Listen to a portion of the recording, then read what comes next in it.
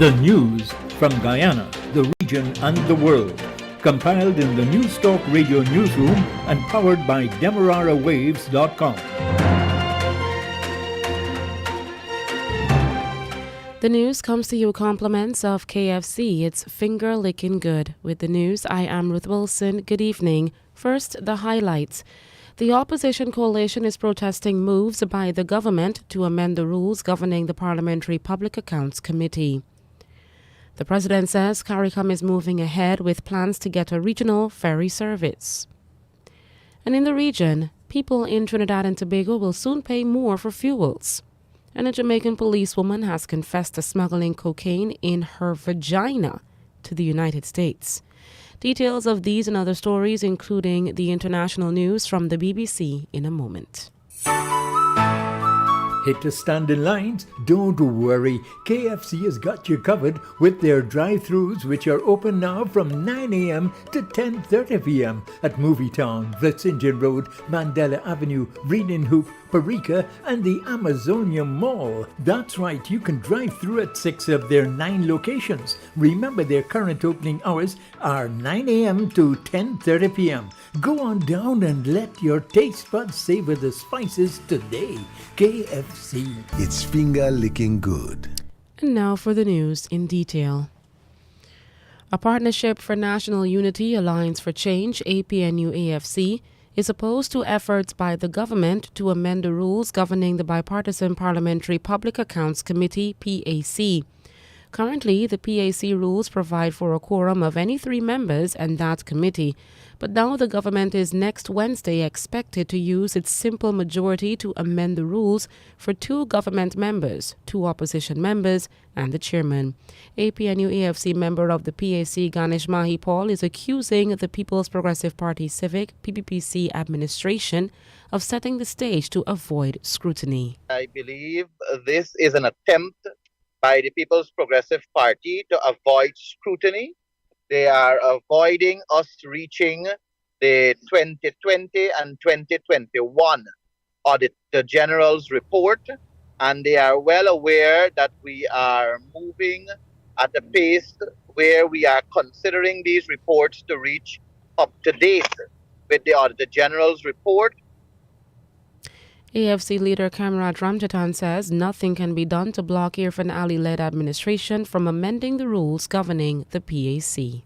Well, there is very little that could be done in view of the fact that the majority can change the standing orders rules.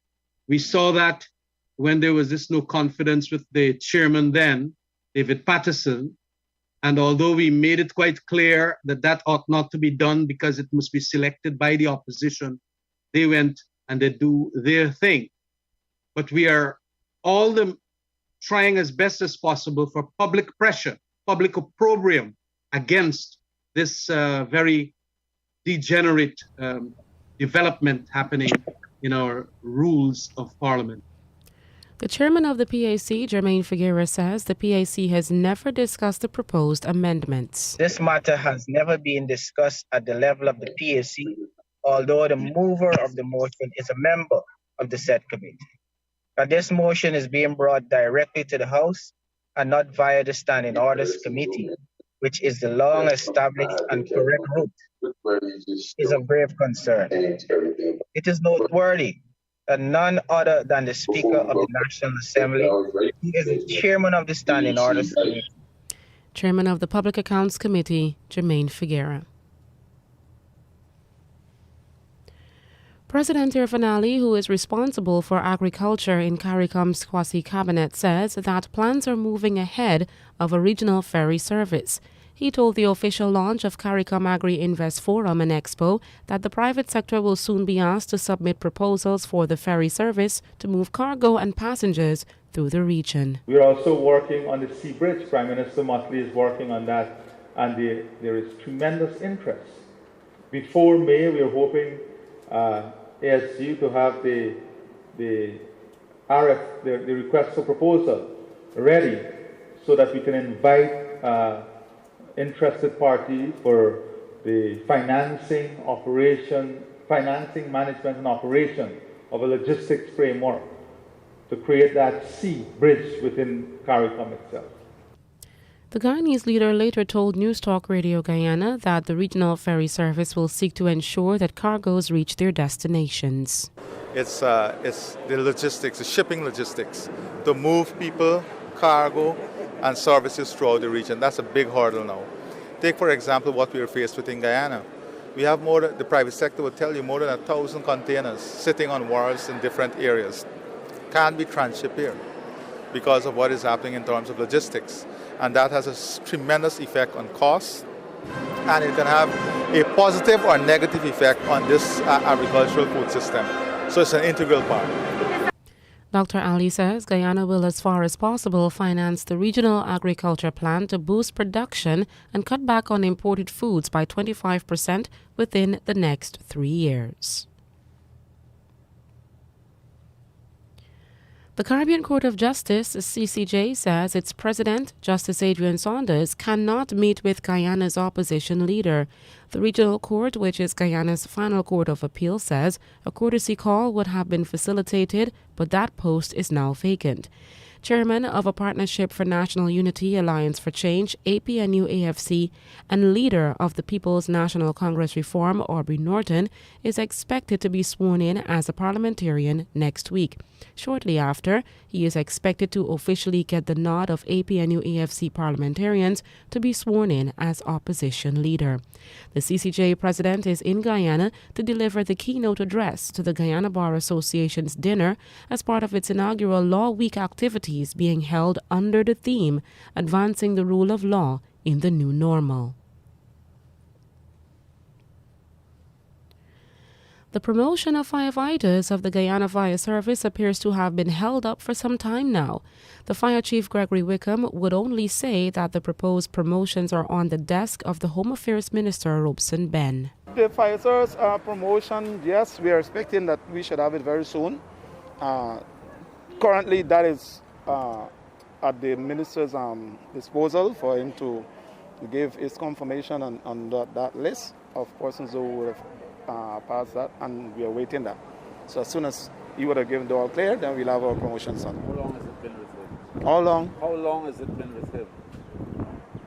For a little while. Fire Chief Gregory Wickham. You're with us on News Talk Radio Guyana 103.1 FM on Facebook and our YouTube channel. It is 18 hours 8. We now turn to news in the region. Deforestation in Brazil's Amazon rainforest fell 15% in March from a year earlier. That's according to preliminary government data shown on Friday. Reuters news agency reports that even with that dip, it was enough to drive the most destruction during the first quarter in at least 6 years. Data from Brazil's National Space Research Agency shows that from January to March, deforestation of the Brazilian Amazon rose 64% from a year ago to 941 square kilometers. That's 363 square miles. That area, larger than New York City, is the most forest cover lost in the period since the data series began in 2015-2016. Destruction of the world's largest rainforest has surged since President Jair Bolsonaro took office in 2019 and weakened environmental protections, arguing that they hinder economic development that could reduce poverty in the Amazon region. The president's office and the Environment Ministry did not immediately respond to requests for comment. A UN climate panel report on Monday warned that governments are not doing enough to rein in greenhouse gas emissions in order to avert the worst effects of global warming. While fossil fuel use is mostly to blame, deforestation accounts for about 10% of global emissions, according to the report. We now travel over to Trinidad and Tobago. The price of super and premium gasoline will be increased by $1 each, and the cost of kerosene will increase by 50 cents on April 19, 2022. This from Finance Minister Colm Imbert, who who said the government has decided not to spend close to $2 billion subsidizing the cost of fuel. The Trinidad Guardian reports that he made the announcement in Parliament today. Mr. Imbert says the Trinidad and Tobago government will now have to fork out over $120 million to subsidize the cost of fuel. Imbert said this means the government will be subsidizing half of the cost of fuel at prevailing international oil prices. A Jamaican policewoman has pleaded guilty in a federal district court in Fort Lauderdale to smuggling cocaine into the United States, some of which were found in her vagina and stomach. Shelly-Ann Allen will be sentenced on June 15. The United States Attorney's Office for the Southern District of Florida says the 42-year-old woman faces up to 40 years in federal prison. Allen was suspended from the Jamaica Constabulary Force following her arrest in Florida in February relative to lottery scamming and drug trafficking offenses. In relation to the drug-related charges, the release said Allen admitted that on February 3, she arrived at Fort Lauderdale Hollywood International Airport on a flight from Montego Bay, Jamaica. An inspection by U.S. Customs and Border Protection, CBP, revealed that Allen had a package of cocaine inside her vagina and a package of cocaine inside each of her bra cups. Further, Allen also had 90 pellets of packaged cocaine inside her stomach, which she had swallowed. At 18:11, we now turn to international news from the BBC. BBC News with Sue Montgomery.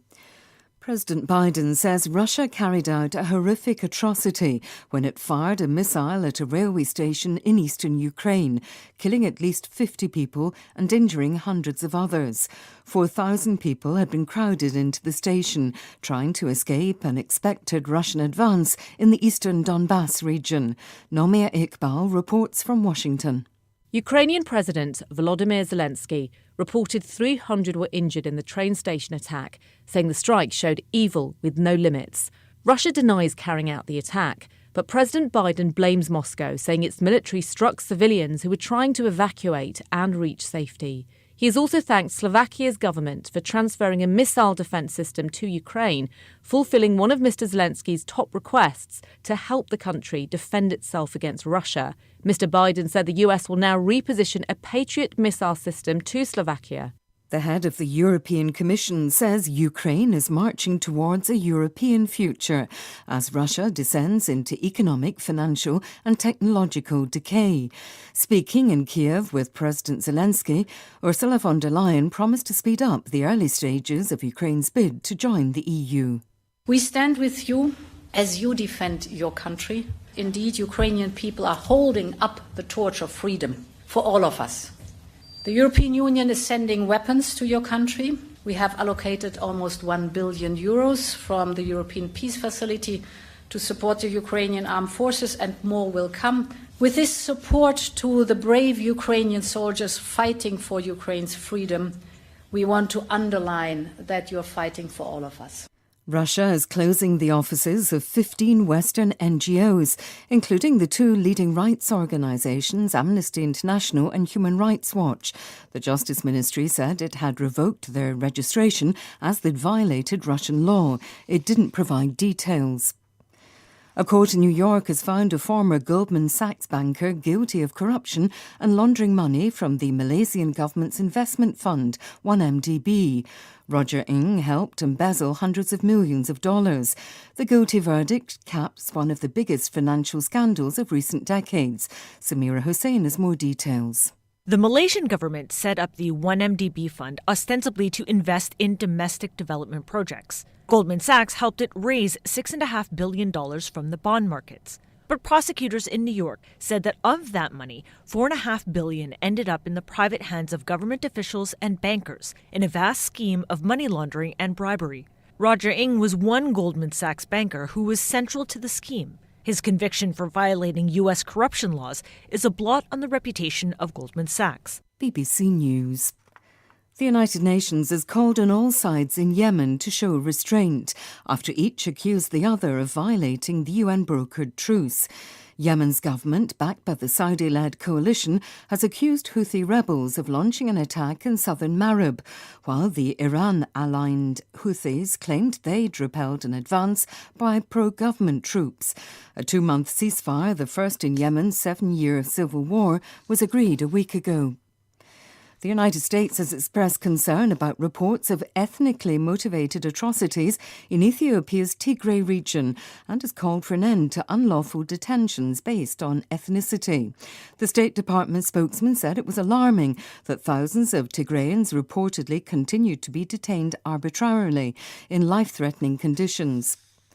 The wealthy wife of Britain's Chancellor of the Exchequer, Rishi Sunak, says she will now pay UK taxes on her overseas income, following a row over her non-domicile status, under which she was not legally obliged to do so. Akshata Murthy told the BBC she did not want to be a distraction for her husband. The body that hands out the Oscars has banned the actor Will Smith from all its events for 10 years after he slapped the presenter Chris Rock. But the Academy stopped short of revoking his Best Actor award. Our North America correspondent Peter Bowes reports. It is the most shocking moment in the history of the Oscars ceremony. The Academy said the actor would not be permitted to attend any of its events or programmes, including the Oscars ceremony, in person or virtually, for the next decade. In a short statement, Will Smith said he accepted and respected the decision. The Academy said its response was a step towards protecting the safety of its performers and guests and a way to restore trust in the body, a time of healing and restoration for all involved. BBC News. And that's the news to the moment.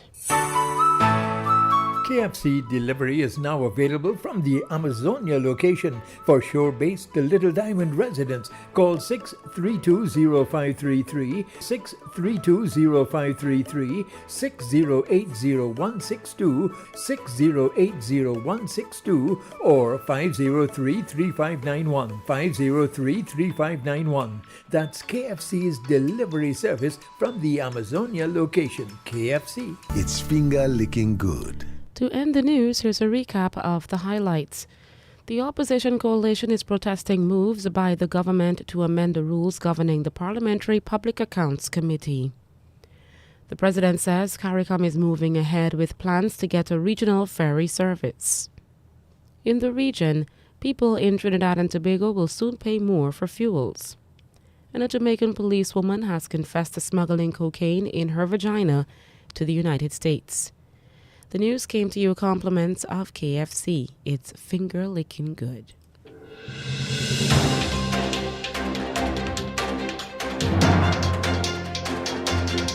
This has been the news, compiled in the News Talk Radio newsroom. For ongoing updates, visit demerarawaves.com, and you can check facebook.com/demwaves and twitter.com/